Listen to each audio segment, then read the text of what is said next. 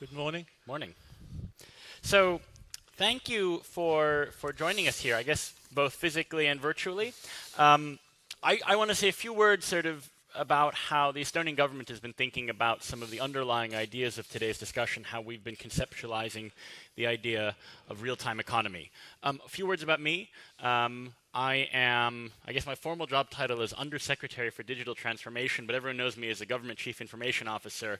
And basically my job is to keep the IT shop on the digital government side humming nicely and to support all the wonderful applications, everything from healthcare to voting to, of course, business that run on top of that. Now, here in Estonia, we've been working on the idea of a real-time economy where data moves seamlessly, where the friction between firms disappears for almost 20 years. And you probably know the technical story. You've heard about our EID, you've heard about X-Road and how we exchange data both between public and private authorities. The numbers are impressive.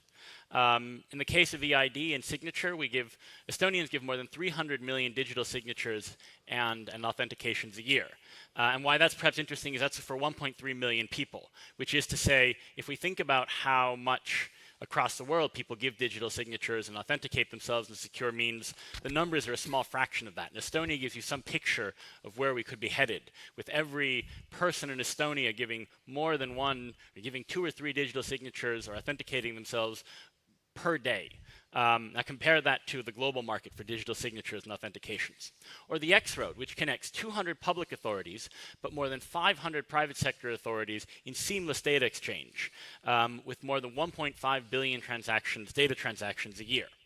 Now what we've calculated is that just digital signing saves us 2% of GDP a year, from time saved, from procedures sped up, from paper not printed out. But even with this, we have a long way to go. And I think this sort of, even the case of even Estonia points us in the direction of the difficulties we still have to overcome and the opportunities that lie ahead. So for instance, e-invoicing, 97% of business to government sales and transactions are e-invoiced electronically in Estonia, but only 30 to 40% of B2B transactions.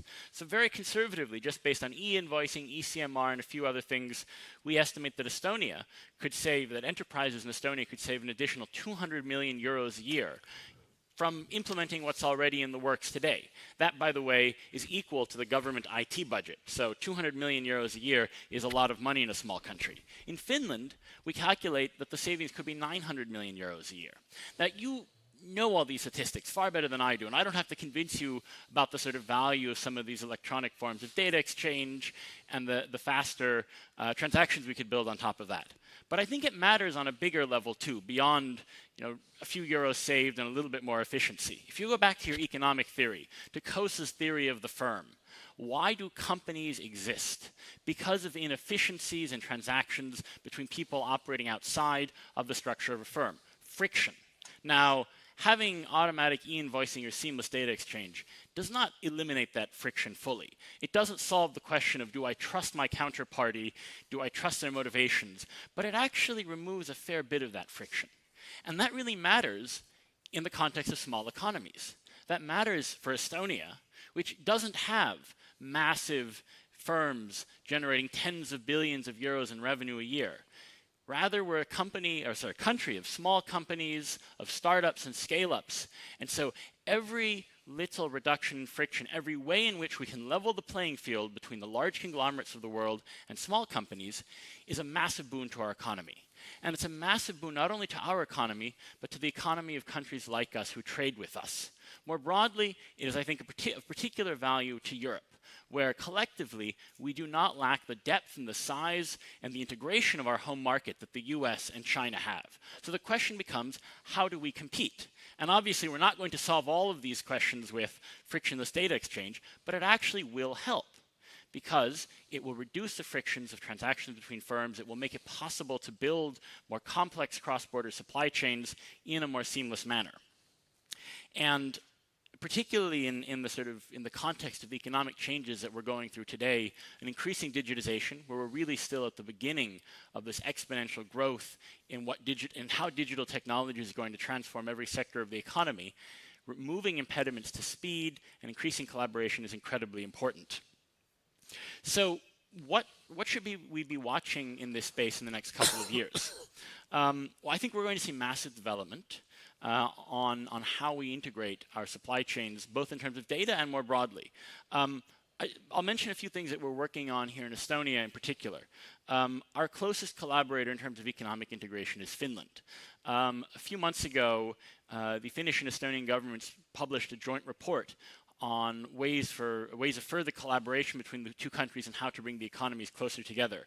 And basically one of the major headlines was use or creation of a cross-border real-time economy in which the work that Estonia has done domestically and Finland's done domestically is integrated together so that data moves seamlessly, everything from e-invoicing to tax information to social insurance information to health information moves seamlessly across the Estonian-Finnish border so that a firm in Estonia and a firm in Finland really can't tell the difference of who they're working with and where they're operating, other than perhaps that, Finnish is, I don't know if it's harder or easier to learn than Estonian, but it's about as difficult. So Estonians and Finns do have an advantage learning each other's languages. We can't get rid of that obstacle, but everything else we basically would like to remove as an obstacle so that Finland and Estonia become, not just in the sense of being part of the common market, but in a deeper way, a single economic space.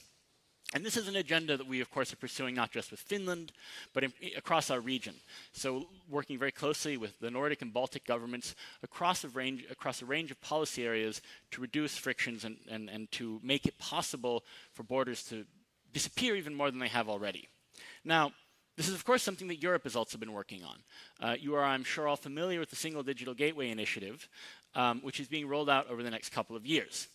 Now, some of the difficulties that we're having with the Single Digital Gateway also point at why this is hard and why we can talk great talk and talk about wonderful visions, but when we try and implement it, things get difficult.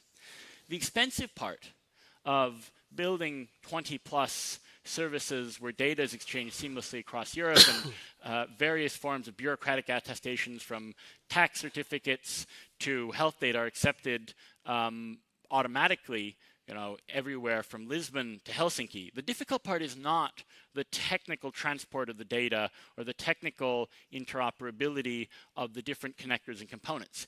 It's the semantic interoperability of the underlying services. Because the way the semantic statement of what a tax debt constitutes in Portugal may not be equivalent to what it is in Estonia, and the legal nuances differ. And so harmonizing that and having the data flows work around that, it costs a lot of money, and it takes efforts and resources. And so as we talk about this vision, it's also the case that getting there will require time, will require effort, and I guess that's why we're here today, to talk about what we can do, to talk about the upsides and the positive elements. So finally, I want to sort of reflect on some of the broader trends, not specific to Estonia or the region more globally that we see coming, and also some of the risks and the opportunities. So identity, blockchain, digital currency, digital assets. Identity. You are, I sure am all following how Europe has been attempting to develop a single framework for digital identity over the last decade, 2 decades really, and we have not succeeded so far. We are now in the process of negotiating a second EIDAS regulation on EID and signatures, but I will say the fundamental obstacle to uptake, to e-signing, to authentication, to identity, has not been the question of a legal framework or the presence of technically capable infrastructures. It's been one of uptake. So what Estonia got right with its digital signature 20 years ago was had nothing to do with the technology. What Estonia got right 20 years ago is that we deployed our EID and our signature framework in such a manner that it was used simultaneously by the public and the private sector, in particular by banks and telcos, in a manner that got your average user to start using it. Whereas many other countries government-issued EIDs that could only be used for government services. And because the EID in Estonia was what you used to authenticate for banking, was what you used to sign contracts with both public and private sector, we very quickly got to the point where 90+% of the population was actually using these infrastructures. And that is what has allowed us to realize the cost savings that we've realized, to realize the efficiencies that we've realized, not the mere presence of the infrastructure. And so having a go-to-market strategy, thinking about uptake, for the public sector, for public infrastructure, something we're not used to doing, incredibly important. blockchain. We could have a whole conference on blockchain and supply chains. I'm not going to even venture into that space other than to say that what we're building today in Estonia and what we're building with Finland is not yet blockchain based. In a sense, we are talking about bilateral exchange of infrastructures run by government, centralized, if you will. But they do point at the direction of the value of having data infrastructures that exist in a broader public space, in a broader digital commons. And I think the challenge that we face is that what scales at a level of 1 or 2 participants does not scale to the world. And if we're going to build global infrastructures for identity and authentication, for the exchange of all sorts of sensitive data, they're going to have to be based on a different principle than the way we've built Web 2.0, cloud services, questions around data protection, data sovereignty. That model isn't going to work. So when I look at what's happening in the Web 3 world, I look hopefully, I see with sort of what I positively see is a hope of solving a lot of the obstacles that our current infrastructures have. But I also have to admit we're not there yet. We're not yet there in terms of scalability. We're not yet there in terms of security. We're certainly not yet there in terms of familiarity, standardization, certification. I spent the last couple of years before I came back to government working for a blockchain company here in Estonia, working on some of these questions. So they're near and dear to my heart, but I will also say we're not quite there yet. One thing, however, that is going to bring us there, or that is going to accelerate our move in that direction, is the very rapidly changing world of digital currencies and digital assets. So notwithstanding the market crash that stablecoins have seen this year, what we see right now is 2 massive changes. First of all, very clear regulatory frameworks being established for digital assets that will provide for consumer protection and the type of regulation that financial services have that I think will make it possible for institutional parties of all sorts to move into that space. And second of all, central banks working on issuing digital currencies. So both the digital dollar and a digital euro are likely to become a reality in this decade. Now, why does that matter for this crowd? Because when you have a monetary infrastructure supported by government, issued by government, that on a protocol level looks like a blockchain, looks like a Web3 protocol, then all the various types of scenarios around Web3, the smart contracts, much more automated sort of possibilities that the Web3 community has been painting and describing for a few years, will suddenly become very practical realities that government has a stake not in opposing and de-risking, but in actually actively promoting. And so my prediction is that when CBDCs become a practical element of how our economies function, you will see a very quick takeoff around everything in the blockchain and the Web3 space, because that gap between government and very innovative private sector services will be collapsed to a much smaller space. And so finally, I also want to talk about some of the challenges that the broader that more broadly we've had in the last couple of years talking about supply chains that are risks, but I also think opportunities. We, of course, have witnessed in the last few years the vulnerability of our supply chains and the vulnerability of a just-in-time global economy. From the perspective of this region and a country like Estonia, of course, this has been an argument for recentering supply chains within Europe, within a more local ecosystem. And I think that there are a lot of opportunities to look at how we can focus on some of the value add of very close collaboration and integration that you don't necessarily have in complex global supply chains. But the reality of the matter is that we also don't want to lose the benefits of the global supply chains that we have built over the last few decades. And so one of the things to think about as we talk about sort of more regional supply chains in the Nordics and the Baltics, within the EU, within with countries within Europe's nearer neighborhood, is that we ultimately want the things that we build to scale globally and to help us build global supply chains and more integrated global supply chains that are integrated not just for goods, but also for services, for data. Now, one area where the data supply chain brings us to a space again of risk is around cybersecurity.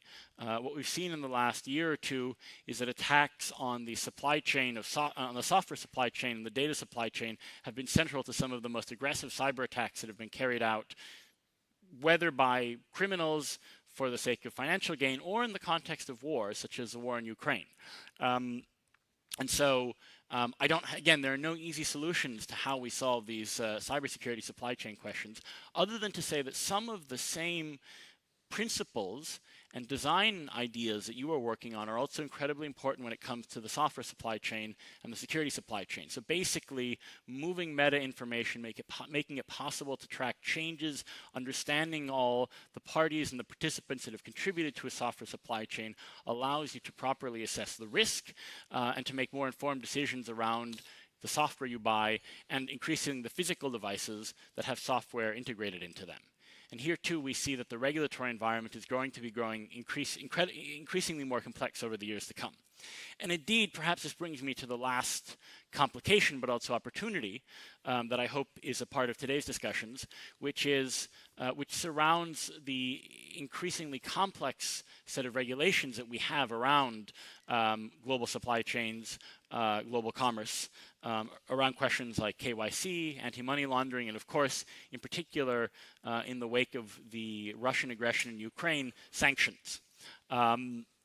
And these are areas where, again, the risk and the cost to business is clear, but the opportunity for ways to automate the regulations and the controls that are needed to serve the public interest also is very clear. And so we have companies, I know, in Estonia working on automating AML and KYC, and I know that's part of your discussions today. And I encourage you to be ambitious and creative in those discussions because, again, if we don't solve some of these challenges, we will reimpose significant friction and barriers to cross-border trade in particular, both within the EU and globally. But if we solve these things, then we can have our cake and eat it too. And so I don't have a kind of a neat conclusion other than to say that I'm very excited for the discussions you have today. What you're working on is at the very forefront of how our economies are going to be functioning in the next decade, both in terms of opportunities and risks. And so I hope that you have a very open-minded discussion. I hope that you move seamlessly back and forth between talking about business values and business models and some nitty-gritty technical questions around standards and technologies. And good luck.